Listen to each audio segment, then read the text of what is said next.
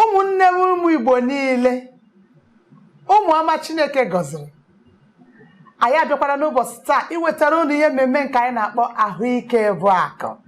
A sị na aghara ndụ kpaa akụ onye ire rie ya. Nwanne m nwaanyị Esther Ugonweje Adaejeje mba ka ị na-anụ olu ya site n'isi bido TV. Ihe anyị jiri bịa n'ụbọchị nke taa bụ ụzọ ihe asatọ ị ga na-eme ka ahụ wee sie gị ike, ka ị wee bie ndụ ogologo, ka ị wee kwụchapụta. N'ihi na ọtụtụ ndị mmadụ na-ajụ ajụjụ sị, kedu ihe anyị nwere ike ime ka ahụ wee gbasie anyị ike? Kedu ụdị nri anyị nwere ike iri ka anyị wee dị ndụ ogologo, ka ọkpụkpụ anyị sie ike? Onye fụkwana anya ya na-amụke afọ onye dị afọ 60 years ma ọ bụ 70 years ọ dị ka nwatakịrị 40 years. Enepụghị anya ị na-egoro wee ya ama na inwe na nwa. Ụzọ ya asatọ ị ga na-eme ka ị wee dị mma n'anya, ka ị wee kwụchapụta, ka ahụ wee sie gị ike. Ya bụ onye nnecha agha anya etu a ọ sị n'ezie na mma ziri gị arụ. Ihe mmemme nke ụbọchị taa anyị na-ejiri bịa ọ bụghị naanị m ga-ewetara gị, o nwere nwanne m nwaanyị mụ na ya nọ ebe a, anyị ga-ejikọta aka ọnụ wee tipịa anya bụ ihe ofuma na-etu ị ga-esi ghọta ya.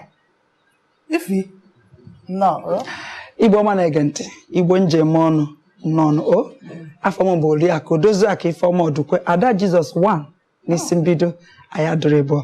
Ana m asị gị nnọọ, chee ntị na anyị ji ihe anyị ji bata ata jụrụ eju bara. Onye ka anyị na-agwa na ha nụrụ na anyị si olu anyị chọrọ ịtụpe ihe obere azụ. Ịma na ọtụtụ ndị mmadụ na-ebe abịa na-ajụ ajụjụ, asị gị etu a m ha gịnị ka m nwere ike ime ka m gbatuo nnọọ, ka ebe onye fụ m ka ndị mma n'anya. Maazị ihe dị on board kịta na o nwere ụdị trend dị kịta na onwezi akwa ị chọrọ iyi echili ya yiri ọ dịghị mma na ịma na kịta na inezi ụmụ nwaanyị ya amazi onye bụ nne ya, onye bụ nwa, ya amazi ndị onye na-achọ di, ịmazi ndị bịakpere na be di. Ife ụmụ nwaanyị etu a mana onwe nwaanyị fụrụ nnesia nwaanyị a n'azụ onwere mbọsị Chineke kere nwaanyị a iche. Mgbe Chineke nna nechasị n'anya were aka wee kwata, ịmara nwa sị na ndị ekele mbọsị ụka, ndị ekele mbọsị Mọnde, ndị ekele Satọde. Igwe na-elekọta nwaanyị a m sị ya, nke a wụkwanụ mmasị na chi. Mana ọ bụrụ na agwa gị ihe onye a na-eme wee dị otu ahụ, nwere ike ị na-asị biko ha debegodi ihe ndị a n'akụkụ, mana ị mara na ihe ahụ ọ na-eme dị ezigbote mkpa, n'ihi na ọ ga-enyere gị nnukwu aka. Otu a ụzọ ihe gịnị asatọ. Ụzọ ya asatọ a ka ọ ya bụ ị na-eme ya, onye nesia gị anya onye nesia gị ọ na-enwe aṅụrị. Ụzọ ya asatọ anyị ji wee bịa, ofu n'ime ya bụ iri nri dị iche iche. Nke abụọ bụ iwepụ ihe gbasara oke abụba. Nke atọ bụ iri ụmụ nri na-ejide ume. Nke anọ dị n'ime ya bụ ị na-aṅụ mmiri nke o buru ibu mgbe niile, na-ata mkpụrụ osisi,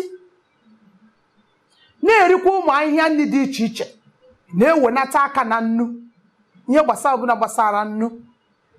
Ị na-ewepụkwa aka n'oke ụmụ ihe ọtọ bịrịbịrị. Ụmụ ihe niile a bụ ihe ndị anyị ji wee bịa.